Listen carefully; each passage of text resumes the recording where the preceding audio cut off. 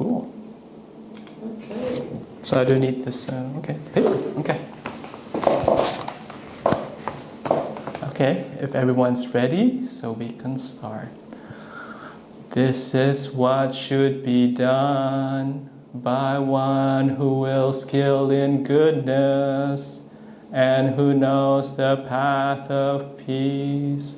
Let them be able and upright, straightforward and gentle in speech, humble and not conceited, contented and easily satisfied, unburdened with duties and frugal in their ways, peaceful and calm and wise and skillful, not proud or demanding in nature. Let them not do the slightest thing that the wise would later reprove. Wishing in gladness and in safety, may all beings be at ease. Whatever living beings there may be, whether they are weak or strong, omitting none, the great or the mighty, medium, short or small, the seen and the unseen, those living near and far away, those born and to be born, may all beings be at ease. Let none deceive another or despise any being in any state.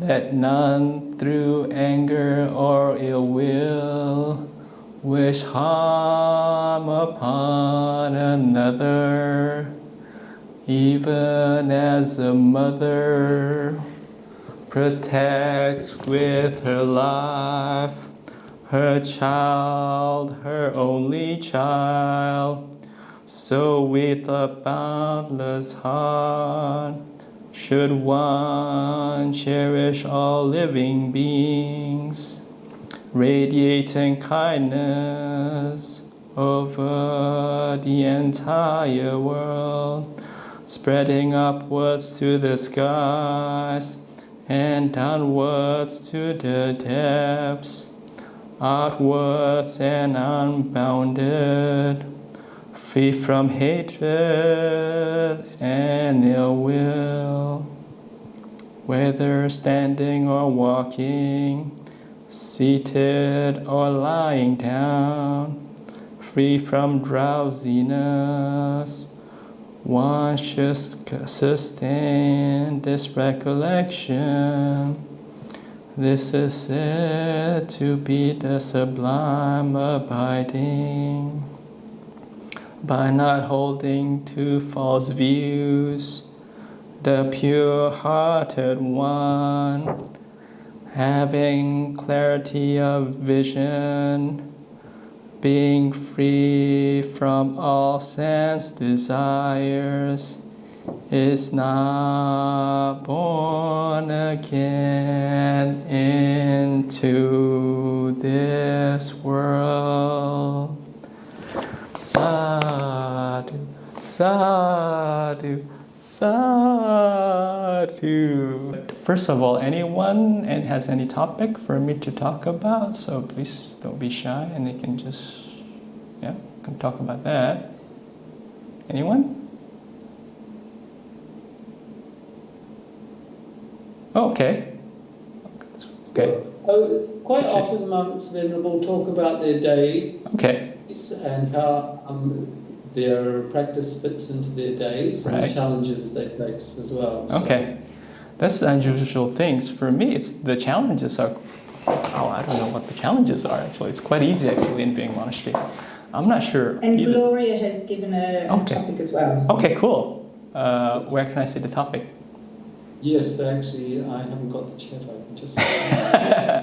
Oh, so that's a chat Gloria, box. would you like to tell us what your topic is? Would you? Unmute and can you tell us? Would you mind to talk a little bit about appreciation, like how you appreciate the path, or like appreciation and maybe like gratefulness in general? Thank you. Oh yeah, definitely. That is such a critical component. So I've been like, wow. I guess I would say that's, just being here at the monastery. I don't know if any of you have been to Bodhinyana Monastery. So it's really a great place. So especially those in Armadale, so please come visit us. Even though, Travis from Minnesota, come over. The water's fine, you can just fly over. So just appreciate, with living with I don't know how many monks we have so far. I think about 25. And also with Ajahn Brahm around, so that's pretty cool. With Ajahn Brahmali, so you get all the sutta classes. Oh my goodness. So it's like, I've been here at Bodhinyana about 6 or 7 years. Oh my goodness. Yeah, so every single day I can think about it, just wow, okay. How can I do a bit more service for the path, for the people? So it's quite nice, yeah. Just being at a monastery and then, yeah. Mm-hmm. And then anyway, is there the path itself? I thought describing it's much more difficult. Actually, practicing is much easier. I'm not sure if that's what people find, but so I don't know. Maybe I can read you. I just want to maybe read you something from Ajahn Brahms. I think you guys read Opening of the Door of Your Heart. So this is what I was going to talk about. Grant yourself a moment of peace, and you will understand how foolishly you have scurried about. Learn to be silent, and you will notice that you have talked too much. Be kind, and you will realize that your judgment of others was too severe. So, basically, that's the whole path right there. Peace, silence, and kindness. So it seems quite easy. I mean, you can talk about it, but actually, just living with the other monks, actually it's quite easy. Practicing it. It just takes a while. Usually the path, people are usually quite impatient and they want the result in 1 or 2 days or whatever, maybe in a week or a year, but actually it takes a while. But once it gets going in your mind, what it's all about, it's all about just letting go the ego and about just being kind and not to be critical. After a while, that's just the focus of the mind. And then, my goodness, the path just flows on and it's not difficult at all. So that's the thing. Talking about it's very difficult. But unless you have someone like Ajahn Brahm or Ajahn Brahmali, but practicing it, it's just, it's so easy. But anyway, that's just my experience over here. And So anyone else have any other questions? Yes, we do have another topic here for you. Sure, definitely. Let's hear how Venerable left his lay life. Oh, the lay life. That's always people find it interesting, right? Okay. Before you can. Okay, so I guess I was in Indonesia, so this is pretty easy, so just talking about the past. So about 12 years in Indonesia. So Eddie from Indonesia, from Jakarta. Actually, if you know, hello, Eddie. So then after that, I moved to the US. So that's about 18 years or so. So I did computer science in the US. But actually my background after that, it was just a study of computer science. But basically I don't know if any of you guys have financial background. So it's basically something to do with hedge funds and all that stuff. It's pretty boring, actually, when I look back. But anyway, that's what I did. And then after that, so I was quite independent after that. And then I just returned to Indonesia and then did some, nonprofit in the slums. So that's about 5 years. And then until I got called to Bodhinyana. And there you go. I'm here since then, about 6 or 7 years. That's about it, yeah. Mm-hmm.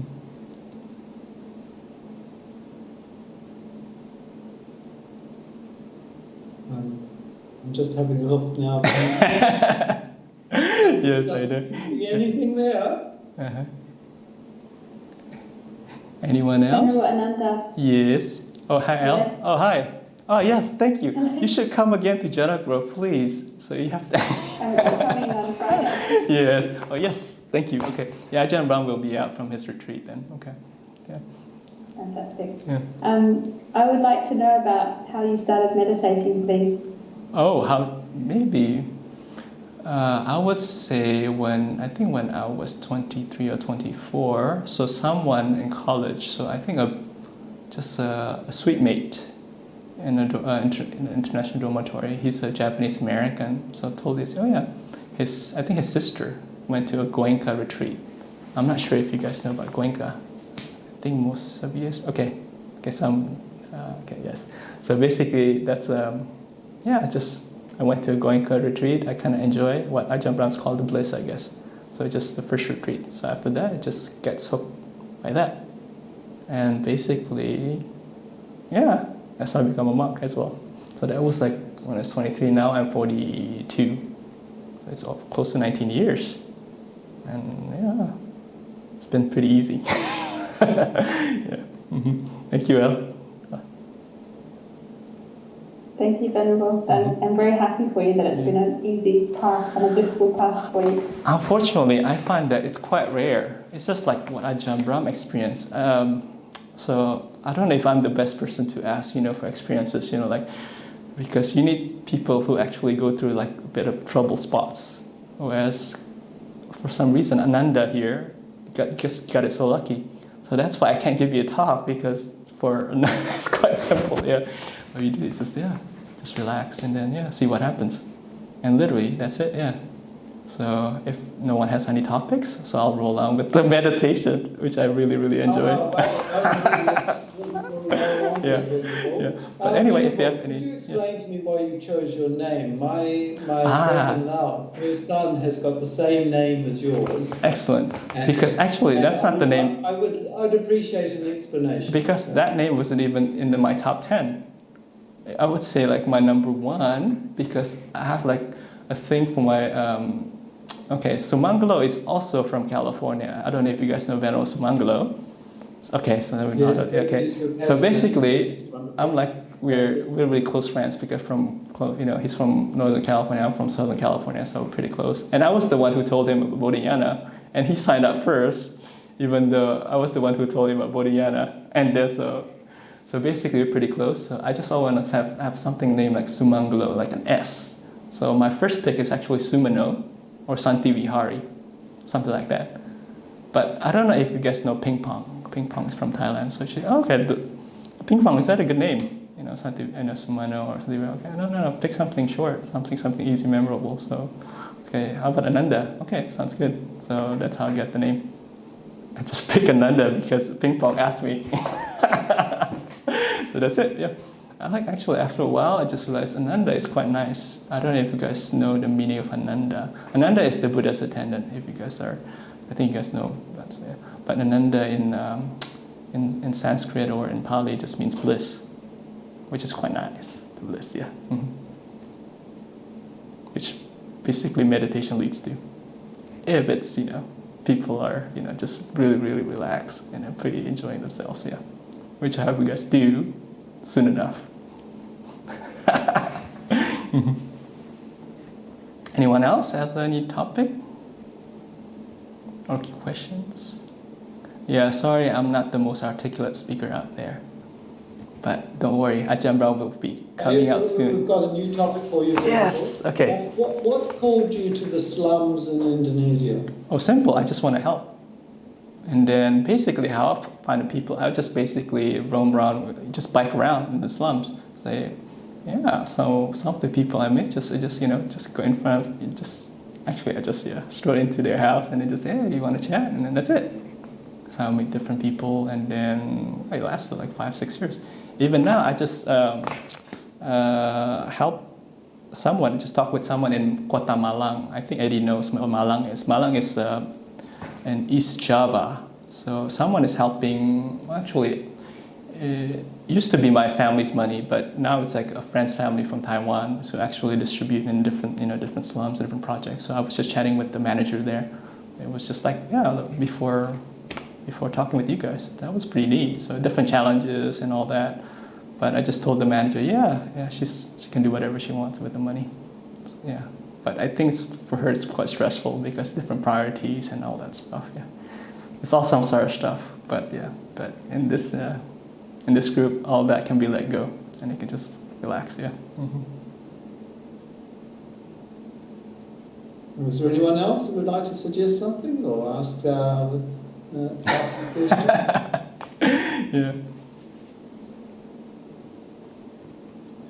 Venerable, tell us how are you finding keeping to the precepts? Oh, the precepts are so easy these days.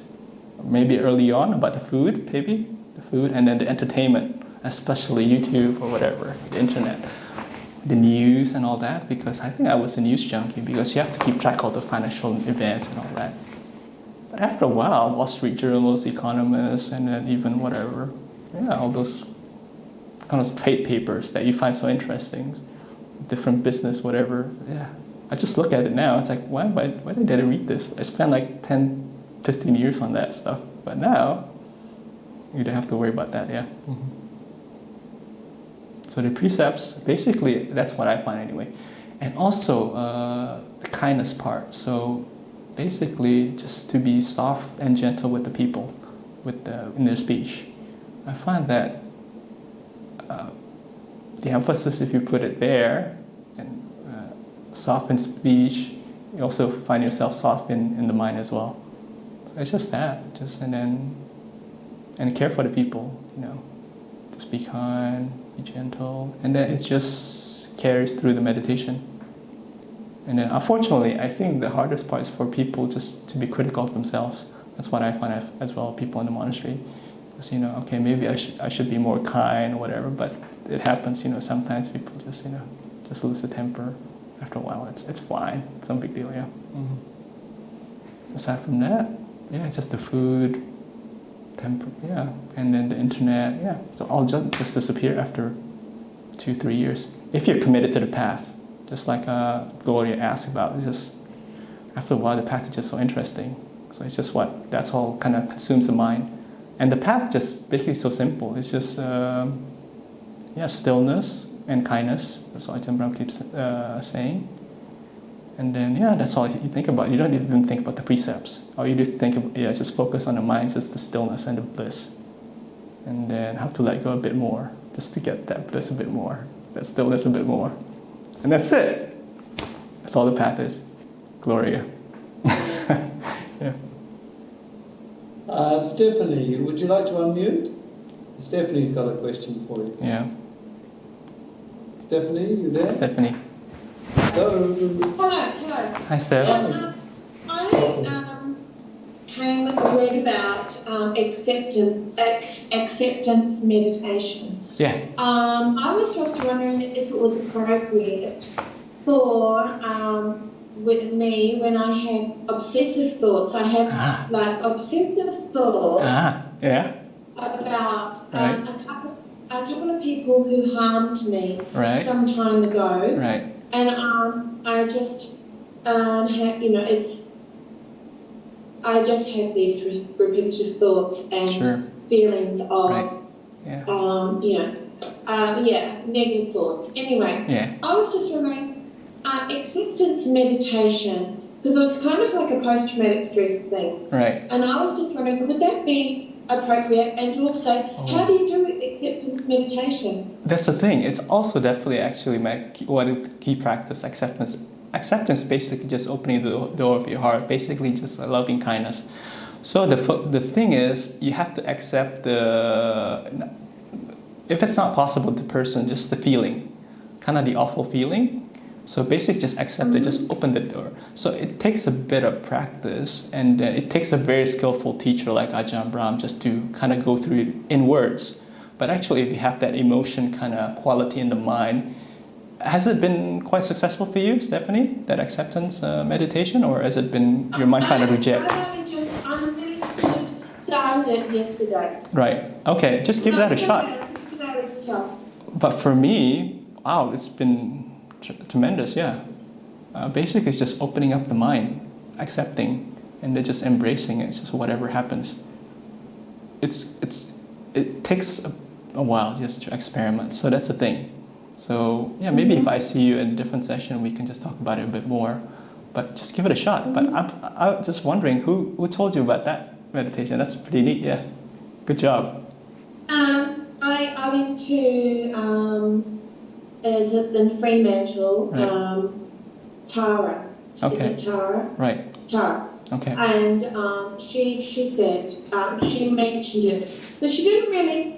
She only briefly, like in a few seconds. Right. Acceptance meditation Uh-huh. is good for something like post-traumatic stress. Right. And I was just thinking, well, how do you do acceptance meditation? Right. I accept the situation. Right. Is it like you say to yourself, this happened to me, I accept it? I know. It's not easy. So I guess if you have a baby or whatever, you just accept it as it is. Even though it's crying, it's pooping on your lap. So it's something like that, yeah. So I guess it's not easy, I know. So that's why you just have to, experiment and then, see what happens. Yes, Stephanie. But if it doesn't work, you can always try something else. And then, Mm-hmm. Thank you. And don't worry, it'll always pass, So the thing is just, Yes. once it's accepted, it's just disappear just like that. It's so easy, yeah. Once you get, the acceptance kind of mind going, it's Okay. Yeah. Thank you. Good luck, okay, Stephanie. And then please come over. When is the best time to visit the monastery if it's your first time? The best time will be 10 a.m. So especially Stephanie from Armadale, if you have time, 10 a.m. would be great. And then, so we'll have our, Pindapat line. So that's where you can offer the rice for the monks. So I think some of you have been here. So yeah. So 10 o'clock. 10 o'clock would be nice. And then probably the latest around 11. And then you can join us for the potluck lunch, which is quite nice. The food here is really, really nice. It's really, I'm one of the grateful that I think Elle knows, right, Elle? Yeah, okay. All right. Mm-hmm. Okay, and here's another one. Was meditation always easy for you? Do you have any tips? Yeah.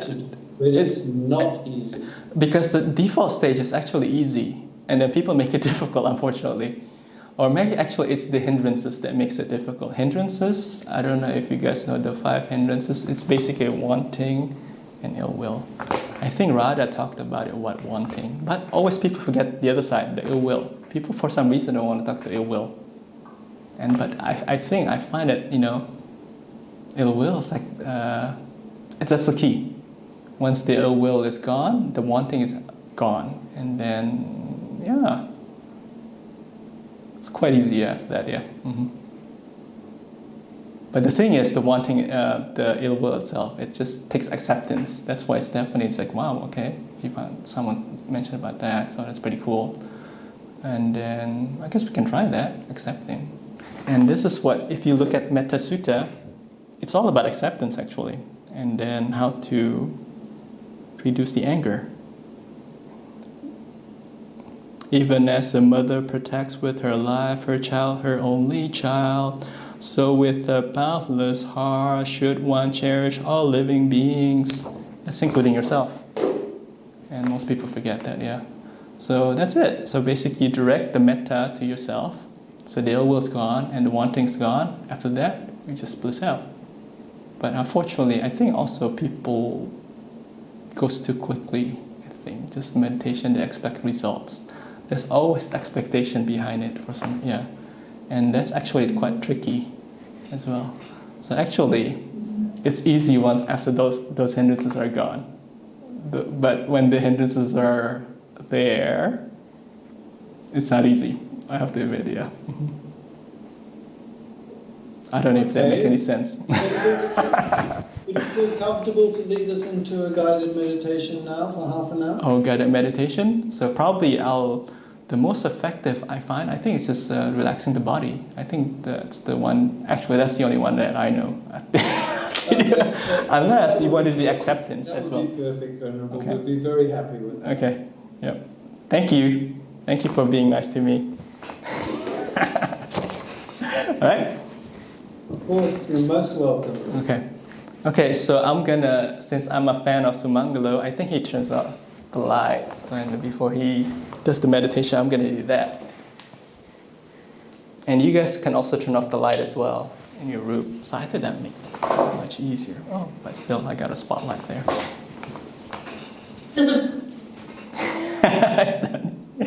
All right, everyone ready? Okay, I think it seems everyone's ready. Okay.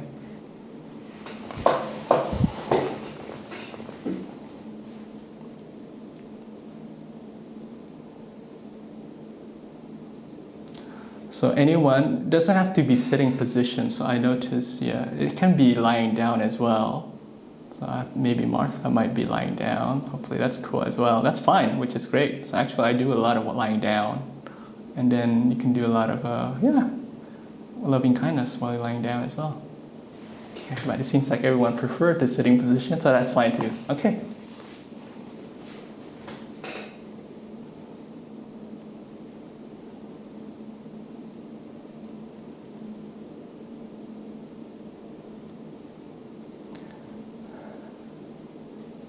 Ajahn Brahm probably like it starting from the bottom, so maybe I'll try from the top, since just as a nod to the Goenka tradition. So place your attention to the top of your head.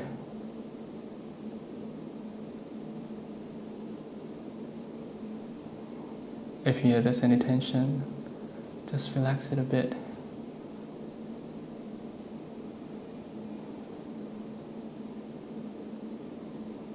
And then just move down to your eyes.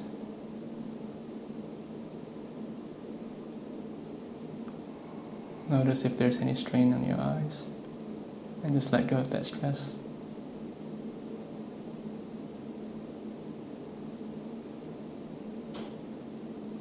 And to your mouth. And you can always make a smile. That always helps.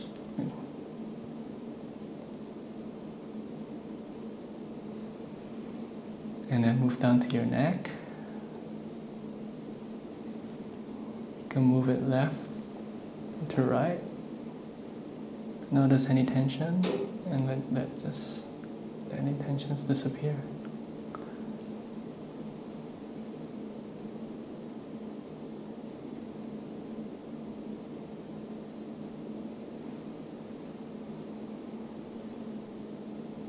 And then to shoulder.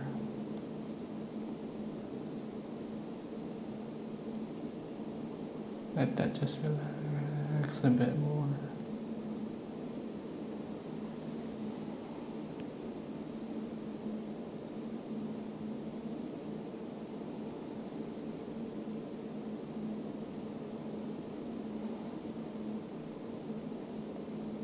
And your shoulder.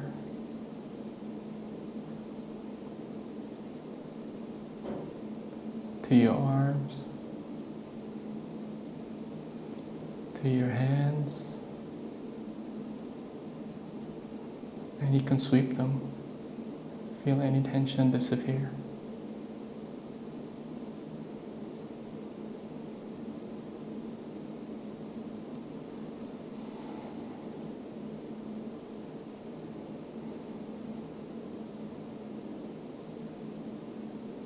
And then to your chest. Feel if there's any tension there. It feels great actually. And then move down to your tummy.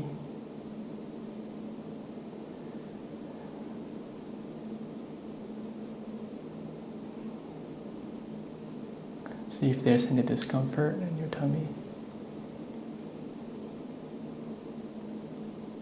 And just relax it a bit.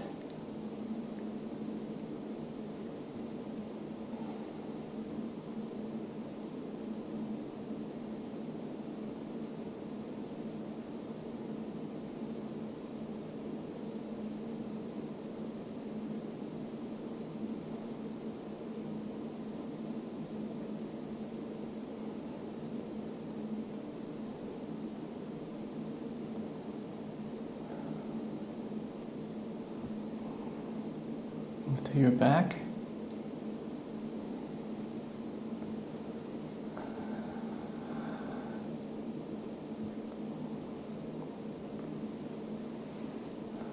You can stretch your back,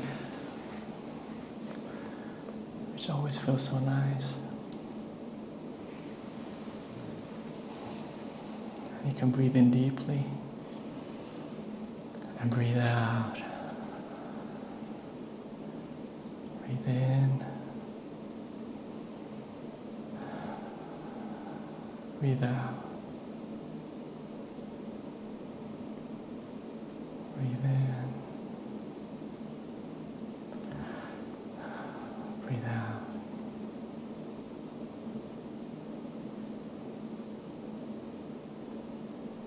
Just feel all the tension going away from your body.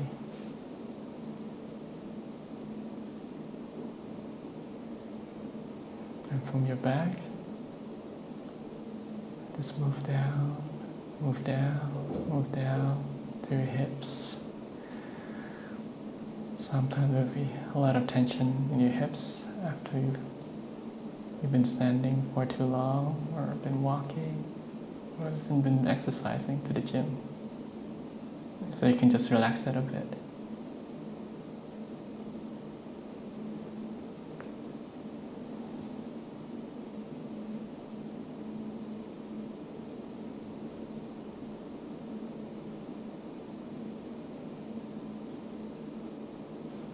And then move down to your thigh.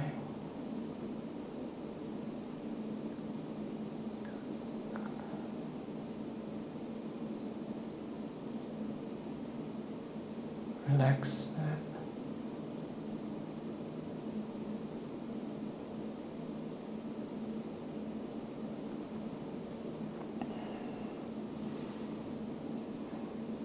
And move down to your knee.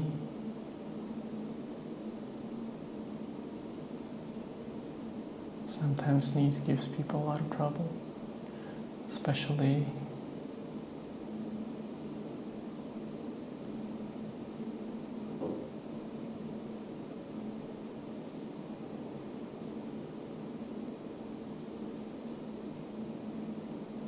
and move down to your leg.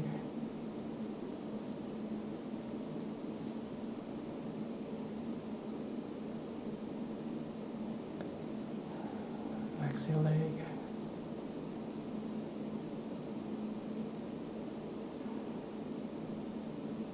And move down to your feet. And you can wiggle your toes, which is always very, very nice. And now, those who can, just sweep from the tip of the toes to the top of your head. Just sweep gently and slowly. And then feel the bliss starting to become prominent.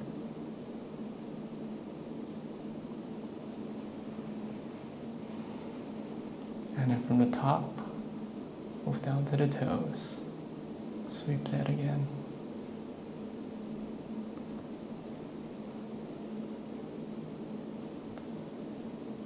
And that's what a relaxed body feels like.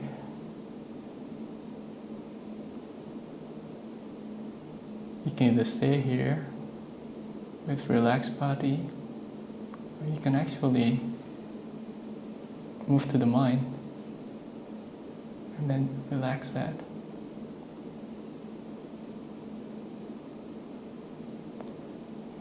This is where the acceptance This is where the acceptance and kindness becomes really, really important. So accept whatever thoughts you have. Just embrace them. Those nasty thoughts actually turn into beautiful emotions after a while. Simply by embracing them. Just giving them a hug. So just imagine those thoughts, those pointy, spiky thoughts turn into the gentlest kind lotus. I like lotus, so maybe we can stick with lotus. Or if you like something else, cats, you can transform those spiky things into cats. The lotus, something that you really, really enjoy.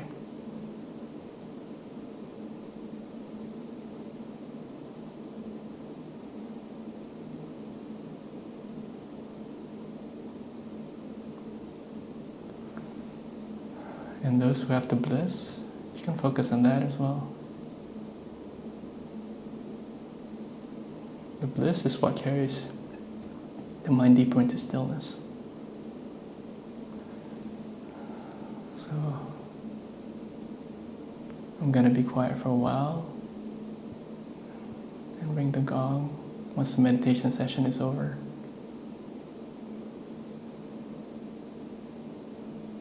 And don't worry if you can't finish the whole 30 minutes. It's fine. You're all doing great, so good job all. Okay. I'll see you at the end of the meditation session.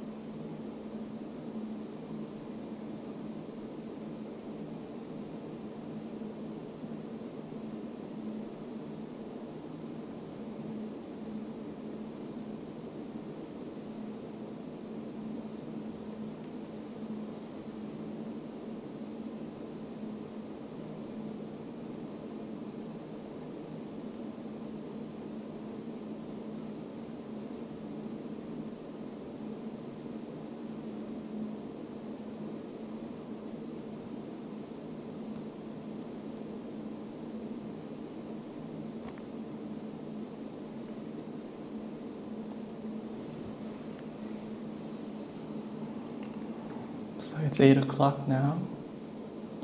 So I'm gonna ring the gong 3 times. After the third ring, you can slowly open your eyes if you wish.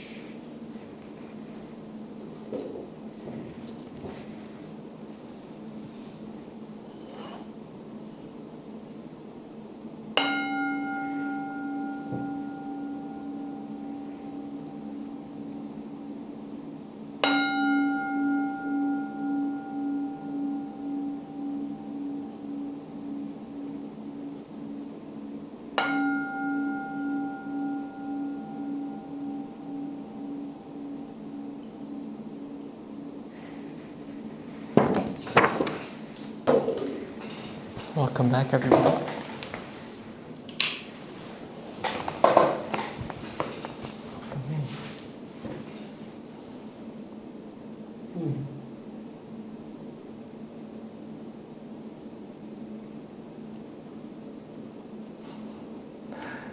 As everyone turned to metta creature, metta cats, metta lotus, metta everything. Okay, excellent. Yes, it was a nice meditation. Thank you, Venerable. Thank you very much. Sure. How would you like to continue? Have you thought of a story to tell us? No story. Usually after meditation, you just want to go back in there. So, but if anyone has any questions, any further questions?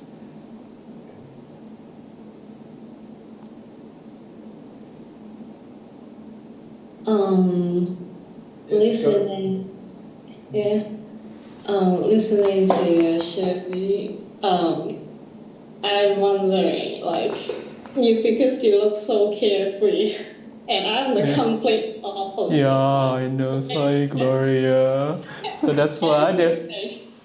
I don't know if you. I can worry about it. Yeah, I don't know if you've been to Ananda Monastery, Dhamma. Any interested? No. Okay. So that's a great place anyway. So yeah, basically, yeah. It's actually pretty simple, yeah. Just to be carefree. Are you always about this? Yeah. The I think when the secret, I think just leaving the world, pretty much. After being in a monastery, it's just ridiculously carefree over here. I mean, I got responsibilities. I think I'm in charge of the finances of the, helping with the treasuries of because as monks we can't deal with money, right? So, but I have some experience with that, so maybe I can just help around. After a while, I just think of that just playing video games, I guess. So doesn't affect you. But when in lay life, maybe, it's basically things in the world life, the lay life that just affects the mind. Yeah, the rest of the stuff just pretty easy, yeah. So Gloria, so if you can, just move away from that world. That helps a lot. Is that possible? I don't know because I'm obviously local, but that's a path that is within my consideration. Okay. I would say. Yes, Okay. Thank you. Yes. Okay. Yeah. Anyway, that's just the secret. Basically, just move away from the world because everyone here, I think, still working, still have kids, whatever, still responsibilities. Yeah, Ananda's responsibilities basically, I don't know what. You can, basically, Ajahn Brahm says, what is it? Be responsibly irresponsible. After a while, just things fall off because, the things out there is not really kind of your responsibility after a while. Yeah, just take it easy. Yeah. And the path just automatically takes you there. Yeah. That state. And you don't have to think about it. You don't have to articulate it. It needs to be done. It's just being kind and stillness. Ajahn Brahm says calmfulness, yeah. So yeah. It's actually really, really simple, people, yeah. If you just have the courage to leave the world. So that's the thing always, like the difficulty is like, oh, what happened? I leave the world. Actually, everything's great, yeah. It's definitely recommended, Gloria, if you like. So I don't know if I shouldn't be teasing you, Never like that, sorry. But yeah. Okay. Anyone else have any question? So Kimberly from Maine. Cool. Okay. Travis, you have any question from Minnesota? No, it's 8 a.m. over there, huh? In Minnesota. Mm-hmm. Yeah, I'm still feeling a little tired, sorry. Cool. Thanks for joining us, yeah. Kim, any questions from Maine? Nice to see someone from the East Coast. I'm from the West Coast. No, it was really good. It was a great meditation, and I was the one who asked the question about tips for making it easier, and it was such a simple answer that it's already not wanting. Not wanting also, and being kind. That's also the secret, yeah. And then also, if for some reason people make it difficult, actually, just don't complicate, and then just, I don't know how to keep, it takes a genius like an Ajahn Brahm to kind of guide you through that, just to be kind, just to make it so easy. So, unfortunately, I don't have that skill yet. So maybe one day, then I can, just be able to guide. Mm-hmm. Al, any questions? Oh, yep, thank you. Yes, I have a question, Venerable. Sure, Could you Chris. walk us through one of your ordinary days in the monastery? What happens to you? What time do you get up? What do you do when you get up? When I get up, usually meditate, and that's it. And then sometimes we have chores over here, right? So my job's basically taking care just of, I guess, helping the treasury. So basically I just go to the office. What time would you get up, Venerable? Oh, it depends, because usually I sleep like 3 hours. I wake up every 3 hours, so I just meditate for an hour or whatever, whichever. So I have an unusual sleeping patterns. So every 3 hours you wake up and just meditate, like maybe, however So how long would you meditate for when you wake up, Venerable? That's the thing, I just don't count anymore. So it's just whatever feels like it, when the body feels like, feels like exiting whatever the mind. So basically, I'll just ask, like, how long do you want to... You don't even ask, you just don't know. It's just whatever the mind feels like it, Mm-hmm. I don't know if it's a good answer, I can imagine. I don't have any more sleeping. It's great, actually. Before, I kind of worried, like, maybe I should tally up till 8 hours, right? After a while, it's just, whatever. 1 hour, whatever, it's fine, After a while, even with the sleep, you just don't care about sleep, And you just, Mm-hmm. And then what happens? And that, okay. And then, so 6:30 we have breakfast. Breakfast, that's about half an hour. And then we have work meetings. So the work master distribute the work. Sometimes there's people doing sweeping. I wish I can do sweeping as well. Doing things outside with my hands instead of the computers. But for some odd reason, Ajahn Brahm kind of recruited me to do I guess it's just my karma, just dealing with finances. Even though I never mentioned anything about anyone with my background to Ajahn Brahm for some reason. That's why I get steered. So I just accept it, I guess. After a while, it's fine. Because we have a great team, and, I don't know if El's still around. Okay, but anyway, we have a great team over there, Dhamma. Dhamma is our city center, so we have a great set of people over there. And tell me, how do you receive breakfast in the mornings? Is it prepared for you, or usually it's just lay practitioners, or how do you receive your food for breakfast? Oh, that's correct. So we have to receive. So someone has to offer. Usually, one of the layperson, the anagarikas, the postulant. So one of the white clothes just offer. So sometimes you got mueslis. I myself take porridge, oats. And then we have people who like oranges, fruits, and then all sorts. And ramens, definitely. We have a lot of Asians here, so we have Asians eating ramens. And that's it. After breakfast, you do work, and then lunch, do the same thing again, and then go back to my hut, and then relax to the max, and that's it. And then if I'm assigned to Armadale group, I come here 7:30. That's it. That's basically it, over and over and again. So what would your evening be like? Do you get together with other monks and talk very much? Oh, that's a beautiful part about a Bodhinyana, you don't have to meet other monks actually. So Ajahn Brahm designs this to be a really center for meditators. So if you wish, you can stay as long as you wish until breakfast, and then even then work period is only like till Tuesday till Friday. It's only 4 days. And the rest of the time you can just meditate, relax. Yeah. Mm-hmm. It sounds very peaceful. Oh, it is definitely. Yes. Yes. Mm-hmm.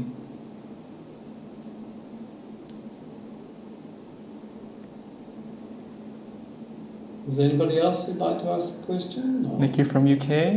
Anyone? Sweden as Nikki? well. Christelle from Sweden. Hi, Nikki. Yeah, that's Sweden. amazing. Okay. I'm curious. It's not really a practice question or anything. I've just been Excellent. curious about entertainments. Are you guys allowed? Do you read fiction or anything, or is just strictly everything? Do you play games, or it's just? I don't think don't do anything? from what I noticed, we have the internet's actually, we have fiber optics, so really, really fast internet over here. So those people who wish to use it, yes, unfortunately they can abuse it, and then you can check out.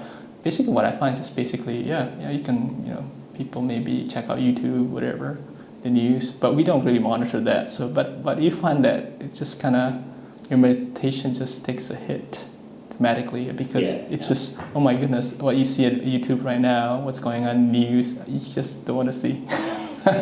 It's getting more complicated out there in the world. 6 years ago, it's not pretty, it's actually quite nice. Yeah, in the US, I think, now it's just I look at it, it's like, oh my goodness, Mm-hmm. So I'm glad I came in the monastery at the perfect time. Yep. Yes, I know you're from the US, right? 2024 election, whatever, coming up soon. Mm-hmm. Yep. Oh yeah. Yep. Mm-hmm. Good luck, Travis. Nikki. Good luck, Travis. Mm-hmm. Nikki, would you like to unmute? Hi, Venerable. Hi, Nikki. Hi. Yeah. I'm in my dinner break at work, Oh, so cool. it's a bit, and I want to relaxation. Thanks for the meditation, and I think I've got to go back to work. If you have a chance, visit Ayachanda in Oxford. Are you close to Oxford? I've met her, yeah. Okay, yeah. I'm not close to Oxford, I'm Okay. in Cornwall, so Okay. it's quite Okay. a long, I know, I wanted her to get the monastery. Okay. It's okay, you have Armadale Group anyway. Mm-hmm. I was going to ask you, I was thinking about this anyway, and I thought, I won't ask, but then I will ask. Mm-hmm. Is this normal? So I've been meditating a while and understanding about being kind to the thoughts. Mm-hmm. So what I've noticed, particularly my son, I get one of my sons, I now notice when I react to him, he'll say something and then I'll go flap my arms around, something like that. Yeah. And then I feel really bad, and I'm thinking, and I'm now seeing my perception of what he's saying gets really skew-whiffed. Yeah. He's not saying what I think I'm hearing. Exactly. You noticed that, yeah, okay. Oh. So great. I feel a bit mad. I feel a bit crazy. You don't see me like I'm crazy. No, you're not crazy, Nikki. No, you're doing well. I feel it. Yeah. So does that then mean, so did you go through that process of realising your perception? I get what you're saying about being conditioned, being conditioned by probably many lives, maybe. Yes. And then what I'm perceiving is it goes through the lenses of my conditioning. Right, yes. That's quite deep, isn't it? And it's kind of quite difficult to say that to my son. He looks at me when I say I'm sorry. I go, no, I say this thing about perception. Right. Doesn't quite understand, but that's okay, isn't it? The thing is, if it really works, it just leads the mind to more stillness. So even the perception drops, or the thinking. So that's the key. So you just keep experimenting it. Yeah. So basically, you just keep questioning the perception. Is the perception itself, is it necessary? So those thoughts, is it really necessary? So just keep asking if you should even rely on these thoughts as well. What should you even listen to Ananda? Yeah. So after a while, you just question everything. You end up with just nothing. Exactly, and then perfect. So, but That's amazing. That'd be great. I know. I just realized it's like the most difficult thing for people. But after a while, it's just, it's like, thoughts is just let it go. And then it just disappear. And then just bliss comes out, whatever. Usually that's what happens, Because the natural, because that's what sucks up the energy. A lot of people, I think, just thinking. That's all. Yeah. It used to be, Thank you, Venerable. Yes. You. No, you're doing great, Nikki. Excellent. Good job. Christelle, would you like to unmute? Crystal. Thank you, Venerable. I've got a question about when you said that you managed to speak more softly and more slowly. Yes. And I wanted to know how you managed that, because this is something I'd like to do. I think you're doing great already. You're speaking softly, and you want to be more soft and then more gentle. But now I'm really making an effort. In everyday's life, it's not always like that. So no, I think you're doing great. How do So, you manage? so if you can be content with the volume of your voice is fine. Excellent. So I guess if you can make it more soft and more gentle, that's fine as well. But keep it as it is. It's perfect as it is as well. Yeah. And sometimes if you talk a bit too fast, it's just the emotions it's out of control sometimes. Yeah. So it's okay. You're doing great, Crystal. Mm-hmm. Yeah. Good job again. Okay. Mm-hmm. And I've got a question here from the chat. The value of managing likes and dislikes and how to do it. Easy, you don't worry about them anymore. The likes or dislikes just falls off. Yeah. And then managing, I don't even think about that anymore. So I'm not sure how to answer that. Yeah. So basically, just if you focus on the kindness, the liking and the disliking just disappear. So again, kindness. The metta, the acceptance. I don't know if I see, what's her name? Acceptance, Accept both the liking and dislikes. And I guess that's how you manage it, I guess. How to kind of approach the liking. I don't know if that's the questions, if I understand it correctly. How to let them disappear? Is that how the person wants to? No. Just basically, I think you've answered it actually. Okay. Basically, just accept. Yeah, it's fine. Liking something, disliking, it's just habit patterns. Yeah. After a while, just like thinking, all disappear as well. It's usually just thinking. Yeah, thinking about liking or disliking. What is the significance of the Buddha, the Dhamma, and the Sangha?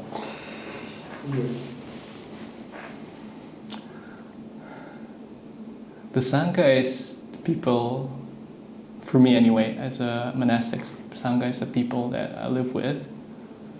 The Buddha is just the first Sangha member, let's say, just the leader of them. And the Dhamma is the most important thing, yeah. The Dhamma is just what leads to it's a path basically, it's just what leads to freedom. And freedom is like really, really nice. Freedom is just freedom from thoughts, perceptions, and then from judging. And that's it's very, very, very nice, yeah.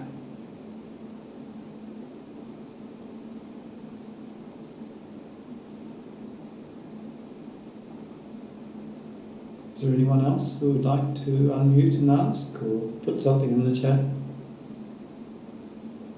Hey, Travis. Can I ask a more serious question this time? Sure.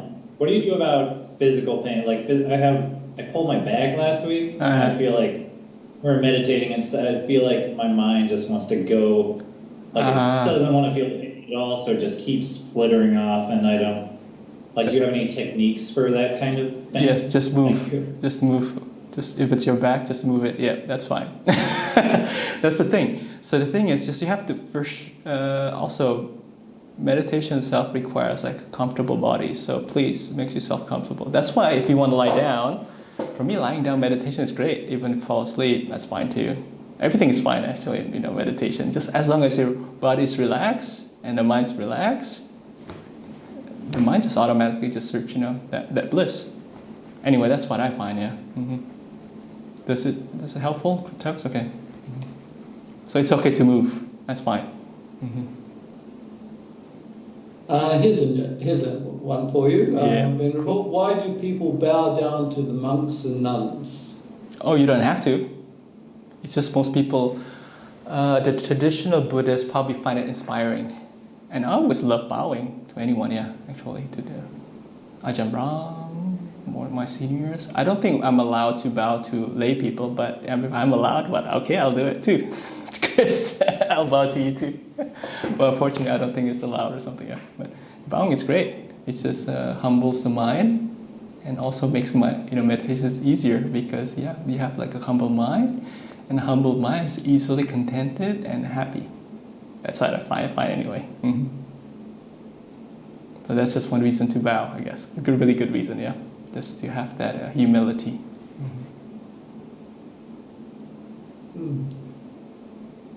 Oh, Eddie, thank you.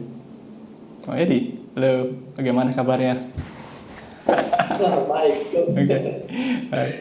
Dari mana? So, where are you from Jakarta or somewhere else?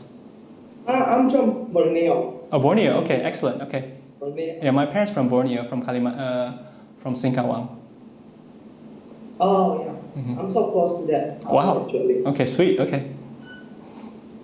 Okay, this, as someone from the same country, I would like to ask you about, you moved far away to US. Right. And that's really not easy thing for us to do. Right, especially from small town, as you know it. Yeah. And struggle your way to that place. Right. And then you have job. Yeah. I was wondering how actually, you managed to finally let go of everything like that. Because for me personally, I just find it really, really difficult to do things like this, like Right. giving up your jobs and then your family and stuff like that. And how did you finally find that Buddhism is the only way that really can take you there, that this is the purpose of your life? Did you find any difficulties or suffering or stuff like that so that you decided to, I'm gonna let go of this? Okay, so that's the thing. No, never. Those questions never happened to me. Like any difficulties. No, it just keep. Just see what happens. So one step at a time. I never think like, okay, maybe I should go left or whatever. It's just certain things happen, and you just keep continuing. So again, that's kind of my journey. So it's quite unusual, but I think it's just. Do you still have to decide certain things, or life just happens, right? So if you move to the US, I guess my parents sent me to the US, so I just tag along. So, and then computer science is basically because my cousin's the computer science. That's why I just tag along. And back then it's 1999, so it was like the internet thing. So that's about it. Basically, you don't decide this way or that way. Even the Goenka, the meditation, it's just a friend's sister mentioned about it. It's like, I'll give it a shot. And then about Ajahn Brahm, I just found it in a library somewhere in the US about his book, Mindfulness, Bliss and Beyond. So I just, that's pretty cool. So I just check it out. And then, just find Ajahn Brahm. I say, okay, there's a program here. Just check it out. And then that's what I did, checked it out. And then went here, check it out again. And the monk's life, pretty cool. So, and that's it. Mm-hmm. So I don't know if it's more difficult. I think if you think about it, it's difficult. So it's just, if it happens, it's going to happen anyway. So don't think about it, Eddie. Just, see what happens, I don't know if that's helpful though, Unfortunately, Mm-hmm. Yeah, I think listening to stories like this is actually so inspiring. And, who knows it? Yeah, it can help us in the future, and who knows? I just really love to hear stories like this. Yeah, because it can actually motivate people to find out. Yeah. Again, if you have to think about it, so I guess you can experiment, But usually just what happens. And then if the path, I guess monastic's not for you, the mind will just steer you away, basically. And then if it's for you, it's just grab you. It's as simple as that, Yep. Mm-hmm. Thank you, Venerable. Sure, yep. Okay, we have another one here for you, Venerable. Why do people keep the 5 precepts? Oh, that's easy. It leads to happiness. But basically that's the support system. I forgot to mention those things. Meditation is easy if you keep the precepts. If you keep the precepts as well as the sense restraint. And the kindness itself is also a kind of restraint. It's called restraint of the ill will. So basically, you could say, I guess, the power source of the meditation being so easy is restraint. I don't know if that makes any sense. So people... It doesn't actually. Can you explain some more? So that's the thing. So the restraint actually, the sila, is just what prevents the mind from going here and there. And then this, that's just in the bodily, usually. I don't know if everyone here knows the 5 precepts, right? I think basically, 5 precepts, yeah. So basically it's just the gross kind of behavior, the killing, the stealing, just restrain that. So your mind doesn't have remorse. So that's the first key right there. So it just takes out so you don't have any remorse. And the sense restraint, that's usually takes, you guys play around in the YouTubes, whatever, in the news. It's just the mind goes all over. And then that's what usually happens, right? When you meditate, the mind just goes all over like crazy. So that's basically what happens anyway. If there's no sense restraint, usually internet these days, And then just like karma, if you indulge in sense, in YouTube, that's what's gonna happen in your mind when you meditate. Those YouTube, TikTok moments, yeah? Keep replaying your mind and songs and all that. So again, if you restrain those, meditation's getting so much easier now. So you don't have that gross, like stealing the remorse, which is pretty bad. Just keep replaying your mind, rehashing certain things, like, oh, I shouldn't have done that. Being harsh with other people. So that doesn't happen. So if it doesn't happen in the world, it doesn't happen in your mind. And that's the sila. The sense sila is the precepts. Sorry, people. And the sense restraint, the YouTubes. So that's like the entertainments that doesn't replay in your mind, and the musics. And the third is the ill will. That's the most refined thing. And the ill will just prevents the bliss from happening. That's why the kindness, practicing the gentleness, yeah. And those are the restraints. It's not that difficult after a while. But, it's just habits, I guess. It's quite difficult, the precepts. And not drinking alcohol and all that. But after a while, I'm used to it. And then you start noticing the bliss of meditation. It's so easy, yeah. Basically, you see the downside of, not keeping the precepts, and you see the upsides of keeping the precepts. And then the upside is so much greater than the downside. The downside is like what? Yeah. It's very simple, yeah. I don't know if that's helpful to everyone. Yep. Well, thank you. Yes, that was helpful. Okay, John, would you like to unmute and ask a question there? John. Hey, John. Quick question. Sort of curious. Ajahn Brahm and Ajahn Brahmali, obviously the two senior monks, and Ajahn Brahmali gave a talk at the conference in Singapore about rebirth. Yeah. And he said basically that you can't be a Buddhist if you don't believe in it. Yeah. Okay. Yeah. Uh-huh. In the Four Noble Truths, and obviously there was a Tibetan Venerable Tuban convert there, and she sort of said words to the effect that really I disagree. Not that I don't accept that, but I think everyone has to find their own path. So the question is, how do you balance, understanding and coming to your own conclusions in the Dhamma, which is what the Buddha said. You got to go and investigate yourself. Right. As opposed to Ajahn Brahmali's view, which this is my word, the Taliban of Buddhism. Right. You have to have a core belief, and you can't be shaken from that. Right. Where's that line between faith and finding your own view of Buddhism?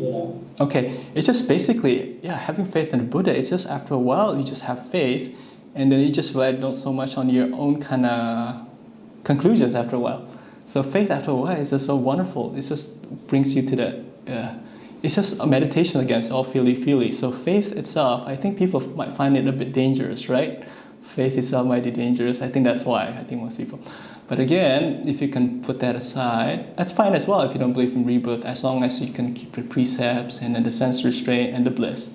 And after a while, you get access to the deep meditation and you see that rebirth happens, and then you'll come to our fold. As simple as that, yeah. So my understanding is that if you practice the precepts, sila particularly, and with meditation, you will come to that conclusion. So I'm not actually disagreeing about rebirth, but I think, isn't it more personal journey as opposed to, as in most religions of the world, just blind faith? Yeah, that's true. Yeah, yes, as well. Yeah. So yeah, I know. So I guess you can try to balance, but after a while, after you find the right teaching, it just any skeptical thoughts just disappear. So you just have faith, and then just keep moving along. And then faith itself is just an extra. I would say it's like one of the power sources as well in deep meditation as well. So you just have that trust, and that meditation will takes you to the end. It takes itself. It takes a lot of faith. Yeah. Impression, and this is just my impression. That sure. Ajahn is obviously much stronger in the faith, and obviously he's much more learned. So he's got there quicker than everyone else. Yeah. And he becomes into more faith now, more faith-based. Yeah. Yeah, he's a little bit more laid back in the sense that I get the impression is everyone will find their way there eventually. Yeah. He used to be a lot more rational. Now he's just a bit more faith. I was so impressive because I've seen this the shift from the rational Ajahn Brahmaya now to really faith-based. Yeah. So basically, he's kicking ass now. I'm sorry to say, it's like wow, he's grown up, man. Yeah, faith is great. I don't know if that's what people want to hear though. But anyway, yeah. Sorry, people. Yeah.